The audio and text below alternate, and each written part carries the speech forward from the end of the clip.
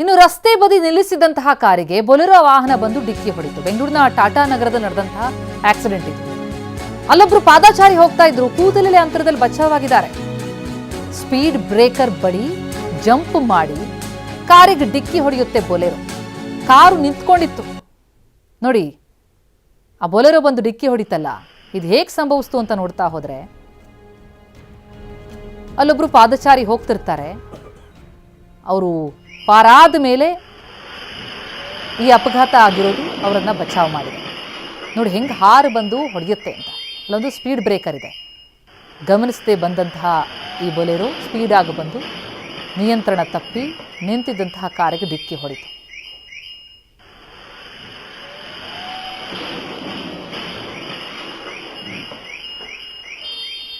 ಬೆಂಗಳೂರಿನ ಟಾಟಾ ನಗರ